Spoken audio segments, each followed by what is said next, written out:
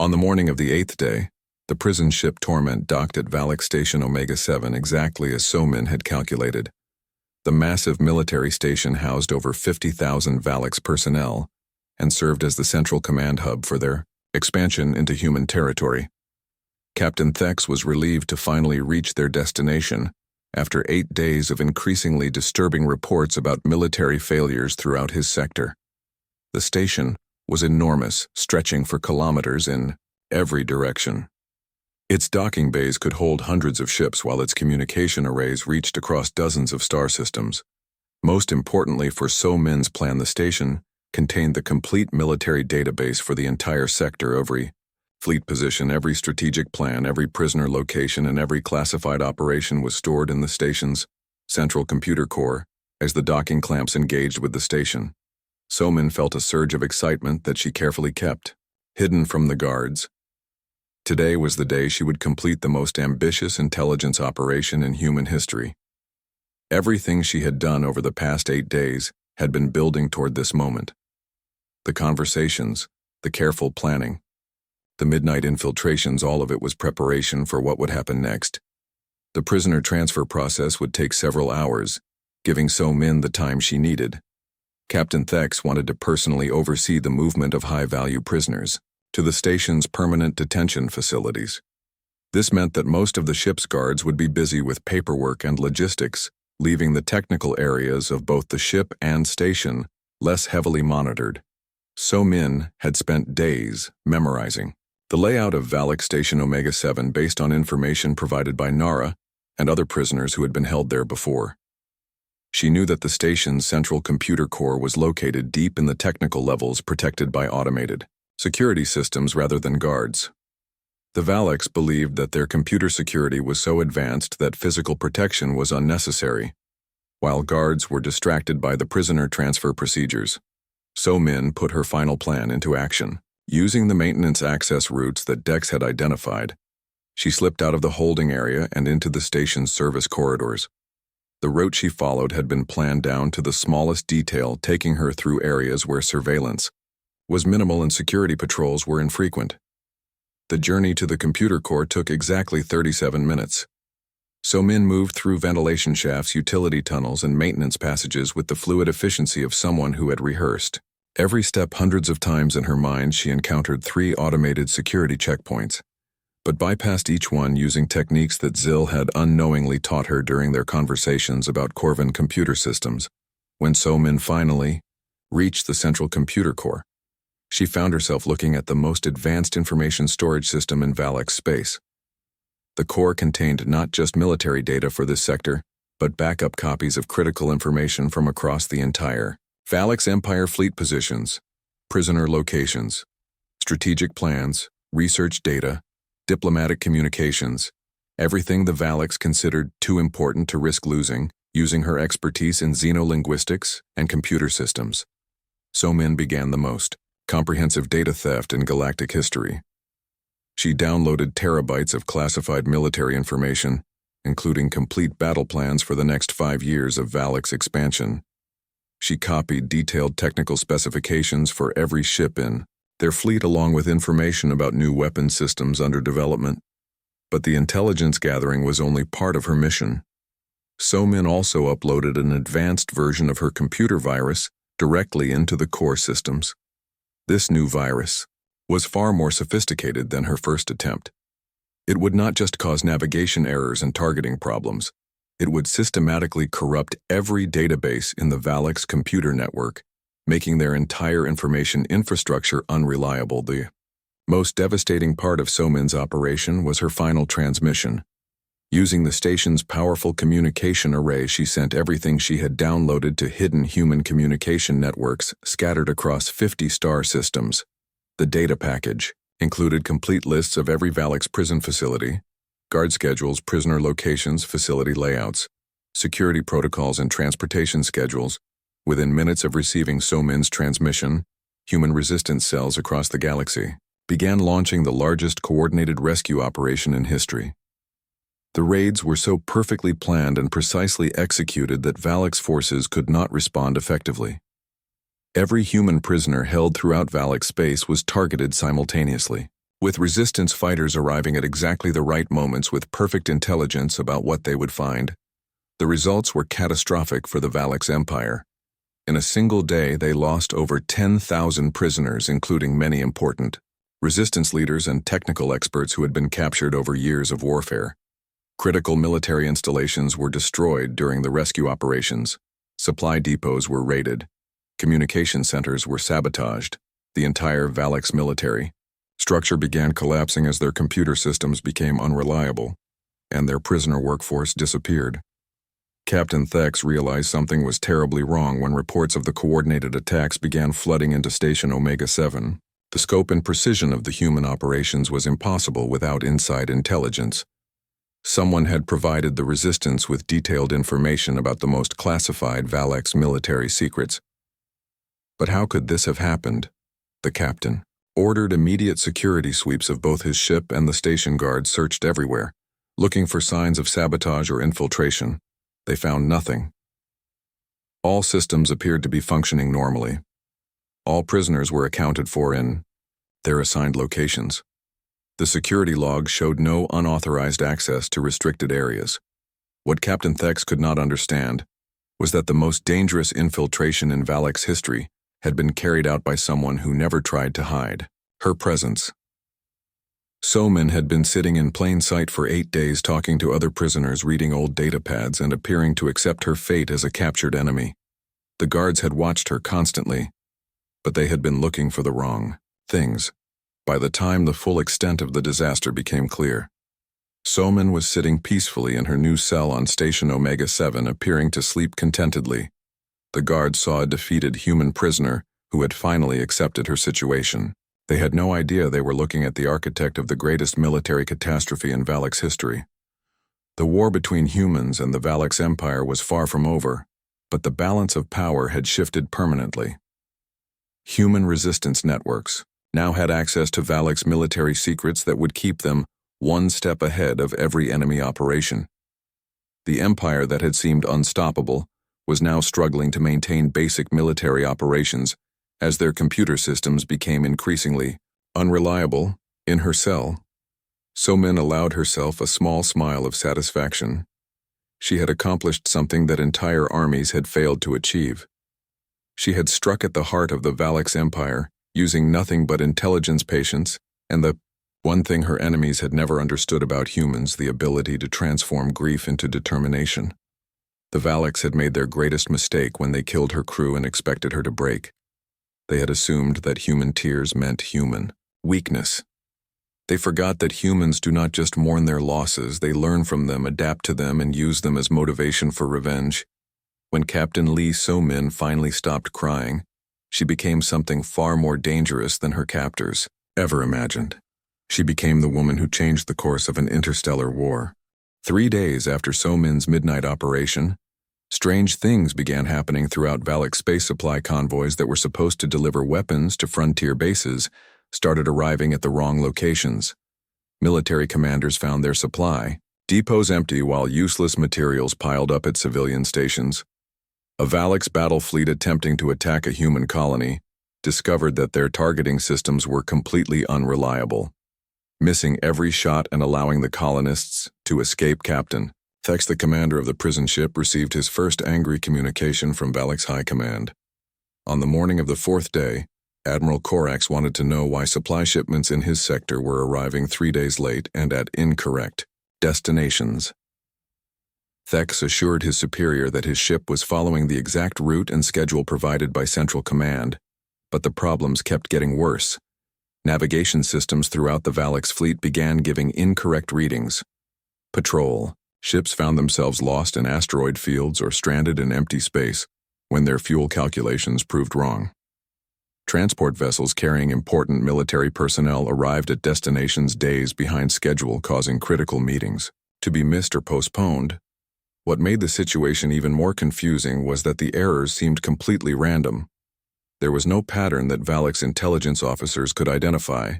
Some ships had perfect navigation, while others in the same fleet became hopelessly lost. Some targeting systems worked normally, while others missed targets by hundreds of kilometers. The randomness made it impossible to trace the source of the problems. Meanwhile, aboard the prison ship. So-min continued her careful work with the other prisoners. She had convinced Dex to start doing daily exercises that looked like simple stretching, but were actually practice movements for accessing ship maintenance systems. Dex thought he was just staying in shape, but he was actually memorizing the exact hand positions needed to operate critical ship controls. Nara, the old Zenthorian trader, had begun telling stories to the younger prisoners. These tales seemed like simple entertainment, but they were actually detailed lessons about Valak's military protocols disguised as adventure stories. She described how supply chains worked, how military bases were organized, and how communication networks operated. The young prisoners listened eagerly, thinking they were just hearing exciting tales about space travel. Zil, the Corvin engineer, had started spending time in what he called meditation, but was actually him memorizing every detail about the ship's computer systems and security procedures. He sat quietly, with his eyes closed, appearing to be in deep thought while actually reviewing technical diagrams in his mind and planning exactly how to access the ship's most protected systems. The genius of So-min's approach was that none of the prisoners realized they were being prepared for a larger operation. They all thought they were just finding ways to cope with imprisonment and pass the time. The guards were pleased to see prisoners who seemed content and cooperative, never suspecting that they were watching the most sophisticated intelligence operation in human history on the 6th day after her first communication array infiltration. So-min decided it was time for her second strike. The chaos caused by her virus was spreading faster than she had expected, and human resistance networks were already using the intelligence she had provided to launch successful operations against Valak's facilities. She needed to provide them with even more detailed information during the evening meal. Distribution. So-min created a small distraction by accidentally spilling her food tray.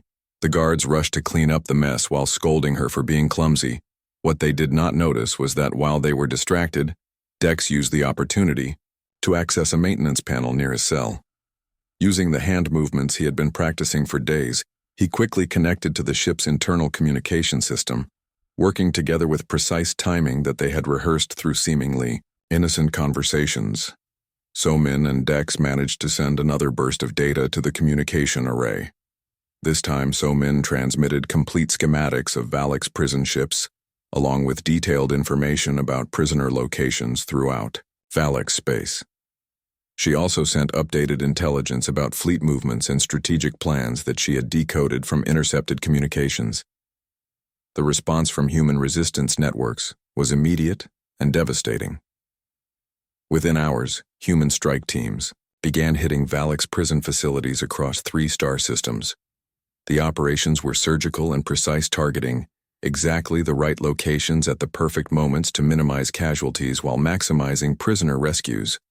The raids were so well coordinated that they seemed impossible. Human fighters knew exactly where guards would be stationed at specific times. They had detailed maps of facility layouts and complete information about security protocols. They even knew which prisoners were being held in which cells, allowing them to plan rescue operations down to the smallest detail. Hundreds of captured humans, aliens, and resistance fighters were freed in a single night of coordinated operations.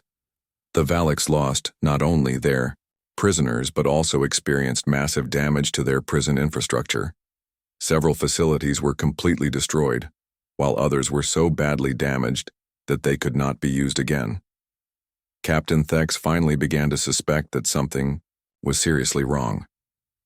The timing of the resistance operations was too perfect to be coincidental. Someone was providing the human fighters with incredibly detailed and accurate intelligence. But how could that be possible? The prison ship had been traveling through deep space with no contact with human forces. Thex ordered complete security sweeps of his ship. Guards searched every cell and interrogated every prisoner. They found nothing suspicious. The prisoners all seemed calm and resigned to their fate, showing no signs of rebellious activity. The human woman who had cried for 3 days was sitting quietly in her cell, reading an old data pad and occasionally talking with other prisoners. What Captain Thex did not understand was that he was looking for the wrong kind of rebellion. He expected violence, escape attempts, or obvious sabotage. He never imagined that the greatest threat to the Valak's empire was sitting peacefully in cell block C, appearing to read while actually planning the next phase of a war that was already turning against his people. The virus So-Min had planted continued to spread through Valak's computer networks, causing increasingly serious problems. Fleet coordination became almost impossible, as navigation and communication systems provided unreliable information. Supply chains collapsed as materials were delivered to wrong locations or arrived weeks late. Military operations had to be postponed or canceled when critical equipment failed to function properly. But the most devastating effect was on morale throughout the Valak's military soldiers, who had been confident in their technological superiority, began to doubt their equipment. Officers who had relied on precise intelligence found themselves making decisions based on unreliable information. The entire Valak's war machine was grinding to a halt, as systems that had worked perfectly for decades suddenly became unreliable. So-Min smiled quietly as she listened to the guards discussing the latest reports of military failures across Valak space. They had no idea that the source of their problems was sitting just a few meters away, planning even bigger surprises for them. The woman who had appeared broken and defeated was actually winning, a war one carefully calculated move at a time. The night shift was always the quietest time on the prison ship. Only 2 guards patrolled the prisoner levels while the rest of the crew slept or worked in other sections. Guard Captain Vel was a lazy soldier who always took smoke breaks on the observation deck.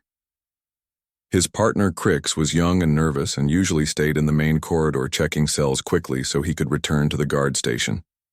So-Min had been watching this routine for 7 days. She knew that Vel disappeared for exactly 15 minutes every night at the same time. She knew that Crix never actually looked inside the cells, just checked that the energy bars were working. She knew that during those 15 minutes there was a window of opportunity that she could use. But escaping from her cell was only the first step. So-Min did not want to just run away. She wanted to do something that would hurt the Valak's empire in a much bigger way. She had been planning this operation in her mind for days going over every detail until she was certain it would work, using skills learned during her military training. So-Min had been slowly collecting small items from her daily routine, a thin piece of metal from her food tray that she had bent and shaped.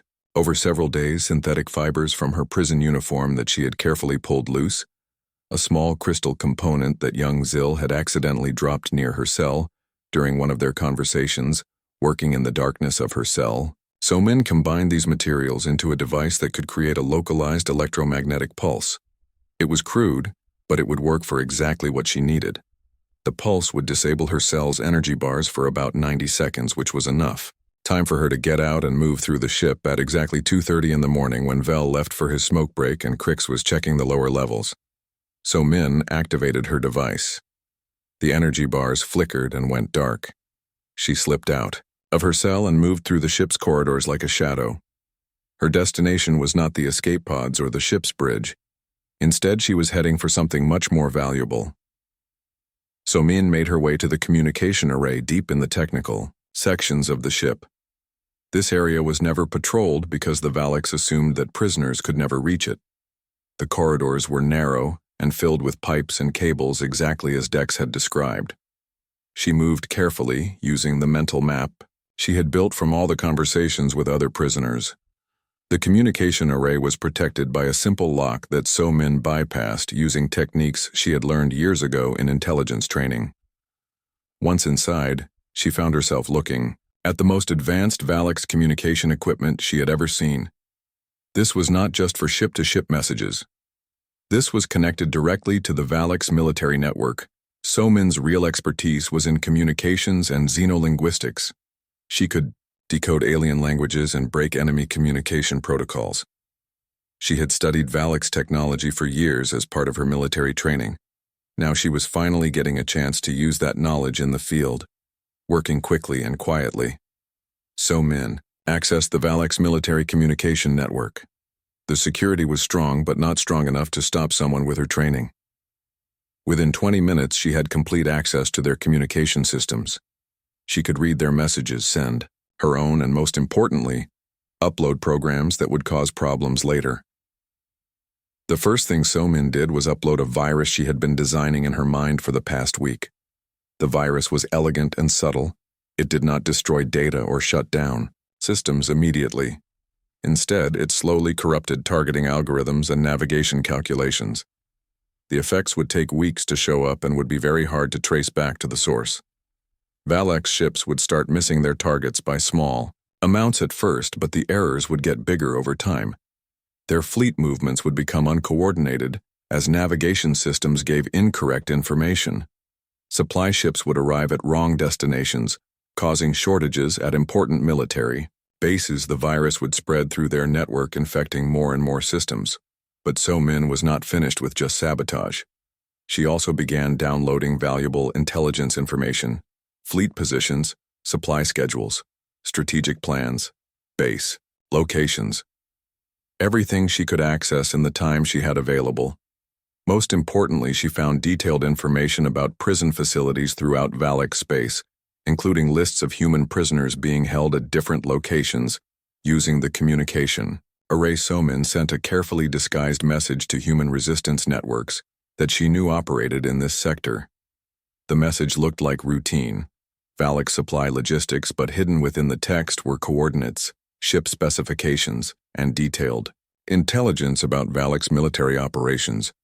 The resistance networks had been fighting the Valaks for years, but they had never received intelligence this detailed and accurate. So-Min's message contained information that could save thousands of human lives and help turn the war in their favor. She included everything she had learned about Valak's tactics, weaknesses, and future plans. After 45 minutes of work, So-Min had accomplished something that human intelligence services had been trying to do for decades. She had penetrated the core of Valak's military communications and planted a virus that would cause chaos throughout their empire. She had also transmitted the most valuable military intelligence that humans had ever obtained. Now came the dangerous part: getting back to her cell without being discovered. So-Min carefully erased all traces of her presence in the communication room. She locked the door behind her and began the journey back through the ship's corridors. She had less than 10 minutes before the guards would return to their normal patrol pattern, moving through the maintenance passages and technical areas.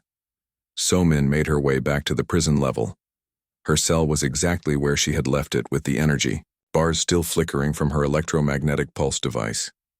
She slipped back inside just as the bars reactivated automatically. When Guard Captain Vel returned from his smoke break and Crix finished checking the lower cells, everything appeared normal. All the prisoners were in their cells, appearing to sleep peacefully. The energy bars were functioning properly. There was no sign that anything unusual had happened. So-Min lay on her bunk pretending to sleep, but her mind was racing with excitement. She had just struck the first blow in what would become the most successful intelligence operation in human history. The virus she had planted would start causing problems for Valak's forces within days.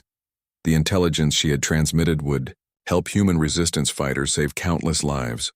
Across the galaxy, human resistance cells were already receiving her message and beginning to decode the hidden information. Within hours, they would have access to Valak's military secrets that could change the entire war. The Valak's empire had no idea that their most secure communication network had been compromised by a human prisoner who was supposed to be broken and defeated as. So-Min finally drifted off to sleep. She smiled quietly to herself. The guards thought she was just another prisoner who had accepted her fate.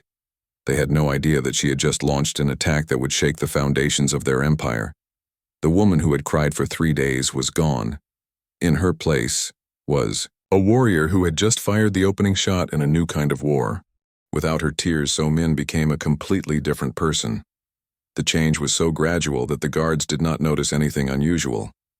They still saw a human prisoner sitting quietly in her cell, reading an old datapad and sometimes talking to other prisoners through the bars. What they could not see was that So-Min was now operating like the trained military intelligence officer she had always been. The other prisoners noticed the difference right away. There was something in So-Min's eyes now that had not been there during her crying days. She looked at people differently, like she was seeing things that others missed. When she spoke, her voice was calm and steady. She asked questions that seemed innocent, but somehow made people want to tell her everything they knew. So-Min started with Dex, the 4-armed mechanic from the Rigel system. Dex had been captured 6 months ago, when Valak's forces raided his home planet. He was good with machines and had worked on ships for most of his adult life. So-min began talking to him about her brother Yoon, who worked on orbital platforms around Earth. She described the technical problems Yoon faced and the solutions he used. Dex found himself responding with his own stories about ship maintenance. He talked about power systems and ventilation networks. He explained how older ships like their prison vessel had weaknesses in their electrical systems. He even drew diagrams in the dust on his cell floor showing So-min how the ship's internal structure probably looked. The guards thought he was just doodling to pass time. Next, So-min approached Nara, the elderly Zenthorian trader. Nara had been traveling through space for over 40 years before the Valaks captured her cargo ship. She knew trade routes, shipping schedules, and the way military vessels operated. So-min told stories about visiting her grandmother's farm as a child, and how her grandmother always knew when traders would arrive at the market. Nara smiled and began sharing her own knowledge about cargo operations. She explained how prison ships worked and what kind of schedules they followed. She talked about the supply chains that kept military bases running and the patterns that ships followed when moving between stations. She told So-min about the different types of Valak stations and what could be found at each one. A young Corvin engineer named Zil became So-min's third source of information. Zil was barely 25 years old and had been captured only 2 weeks ago. He was still angry about his situation, but So-min knew how to calm him down. She talked about her own feelings of anger and frustration. She made him feel understood and less alone. Zil started talking about the computer systems he had worked on before his capture. He knew about security protocols and emergency procedures. He understood communication networks and data storage systems. He even knew about the specific type of old computer system that their prison ship used. Without realizing it, he was giving So-min a complete technical manual for the ship. The brilliant thing about So-min's approach was that she never asked direct questions. She never said anything that sounded like she was planning an escape. Instead, she shared her own stories and memories which made other people want to share theirs. She talked about her family, her childhood, her career, and her dreams. The other prisoners felt comfortable talking to her because she seemed genuinely interested in them as people day by day. So-min was building a complete picture of their prison ship. She learned that the vessel was called the Torment and was over 60 years old. She discovered that it had a crew of 48 Valak soldiers, but only 24 were on duty at any given time. She found out that the ship carried important military supplies to frontier bases, and that the captain was named Thexmore. Importantly, So-min learned about the other prisoners and their skills. Besides Dex, Nara, and Zil, there were 27 other captives from different worlds. There was a pilot who knew about navigation systems, a doctor who understood medical equipment, a communications officer who had worked with various alien technologies, an artist who had excellent memory for visual details. So-min began encouraging each prisoner to remember their skills and take pride in their abilities. She never talked about rebellion or escape. Instead, she simply helped them feel like themselves. Again, she asked the pilot to describe different planets he had visited. The doctor started explaining how various species' medical needs differed. The communications officer began practicing different alien languages just to keep his skills sharp. The guard saw prisoners who seemed more content and cooperative. They thought breaking the human spirit had somehow improved morale throughout the entire prison section. Captain Thex even commented to his officers that the prisoners were much easier to manage since the human woman stopped crying. They reduced security patrols and became even more careless with their procedures. What the Valaks did not understand was that So-min was not making the prisoners more cooperative. She was making them remember who they were before they became prisoners. She was helping them rebuild their confidence and sense of purpose. She was creating a network of skilled individuals without them even realizing they were being recruited. By the end of the first week, So-min knew exactly how many guards were on each shift. She understood the ship's power systems, communication arrays, and structural weaknesses. She had detailed knowledge of their destination and arrival schedule. She knew which prisoners had skills that could be useful, and she had begun the process of organizing them into an effective team. The most impressive part was that nobody suspected anything. The guards thought the prisoners were just making friends to cope with imprisonment. The prisoners themselves did not realize they were being organized for a larger purpose. They simply felt better about themselves and enjoyed having someone to talk to who understood their experiences. So-min had learned that the prison ship would dock at Valak Station Omega-7 in exactly 8 days. The station was a major military hub with over 50,000 personnel. It served as a coordination center for Valak's expansion into human territory. Most importantly, it housed the complete military database for the entire sector, including information about every human prisoner being held throughout Valak space. This information changed everything. So-min was no longer planning a simple escape. She was planning something much bigger, something that could change the entire war between humans and the Valak's empire. She was going to turn a routine prisoner transfer into the greatest intelligence coup in human history. The guards continued to see a quiet human woman who read old datapads and made friends with other prisoners. They had no idea they were looking at someone who was planning to steal the most classified military secrets in Valak space. They thought her tears had been a sign of weakness. They were about to learn that the most dangerous humans were the ones who stopped crying and started thinking. Captain Lee So-min sat in the corner of her prison cell with tears streaming down her face. The alien guards outside her energy cage thought it was funny how the human woman cried all day and all night. For 3 whole days she had been weeping, without stopping. The guards would point at her and make clicking sounds that passed for laughter in their language. The Valak's empire had been conquering planets for over 200 years. They had destroyed civilizations across dozens of star systems. To them, humans were just another weak species that cried when things got difficult. The guards had seen thousands of prisoners from hundreds of different worlds. Most of them cried at first, but humans seemed to cry longer and louder than anyone else. What the Valak's guards did not know was that So-min was not crying because she was scared. She was crying because she was remembering her crew of 12 people was dead. All of them killed when the alien soldiers attacked their research ship.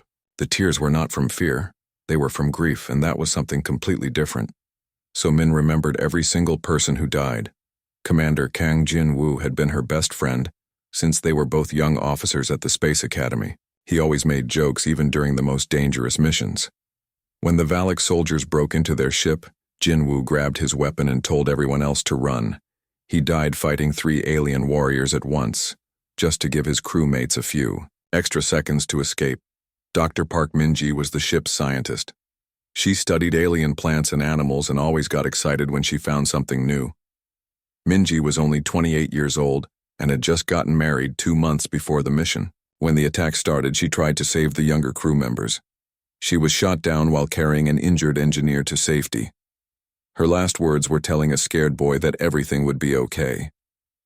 Navigator Kim Tae-ho was the youngest member of their crew at just 22 years old.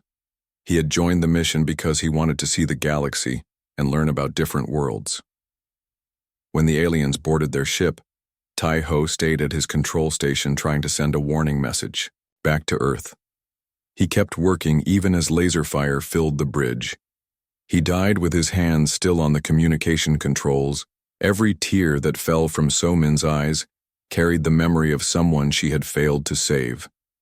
She was the captain. It was her job to bring everyone home safe. Instead, she was the only survivor sitting in an alien prison while her crew was floating dead in space.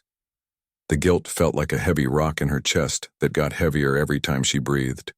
But while the guards laughed at her crying, So-min was also doing something else. She was watching and learning through her tears. She counted how many guards walked past her cell. She noticed that they changed shifts every 8 hours. She saw that some guards were lazy and left their posts early while others were more careful. The prison ship was old. So-min could tell by looking at the walls and the energy bars that kept her locked up. The technology was at least 50 years behind what humans used. The bars flickered, sometimes when the ship's power cycled. She could see through a small window in her cell and noticed that they were traveling through an asteroid field, which meant they were probably heading toward the Outer Rim territories. There were other prisoners on the ship too. So-min could hear them talking in different languages. She recognized some of the words from her xenolinguistics training.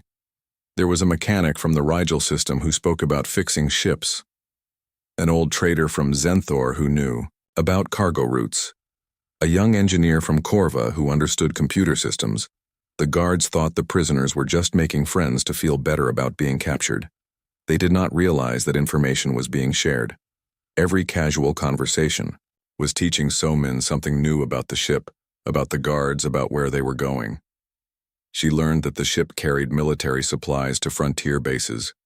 She found out that the captain kept star charts in his private rooms. Most important, she discovered that they would dock at a major Valak station in exactly 8 days. On the 4th morning, something changed inside So-min. The tears that had been falling for 3 days suddenly stopped. The change was so small that the guards did not notice at first, but the other prisoners felt it. There was something different about the human woman now, something that made even the most hopeless aliens sit up and pay attention. So-min had finished mourning her dead crew. Now she was ready to make the aliens pay for what they had done. The guilt was still there like a burning coal in her heart, but now that coal was not just causing pain, it was providing fuel. She was going to use every skill she had learned in 15 years of military service. She was going to turn her grief into a weapon. The guards continued to think she was just another broken prisoner. They saw a human female who had cried herself into acceptance. They thought her spirit was crushed and that she would cause no trouble for the rest of the journey to the prison station. They were completely wrong. So-min had been trained as a communications specialist and xenolinguist. Her job was to decode alien languages and break enemy communication codes. She could speak 17 different languages and understand the basic structure of dozens more. She had studied alien psychology and knew how different species thought and behaved. She had also completed advanced military training in intelligence gathering and tactical operations. For 3 days while crying, she had been unconsciously gathering intelligence about the prison ship. Every detail was stored in her memory.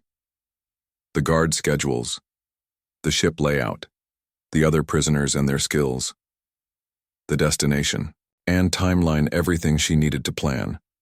Not just an escape, but something much bigger. The Valak's empire had made a serious mistake. They assumed that human tears meant human weakness. They thought that crying prisoners were defeated prisoners. They had no idea that humans used grief as motivation, that pain could be transformed into determination, that a crying human was often a thinking human. So-min wiped the last tears from her face and looked around her cell with clear eyes.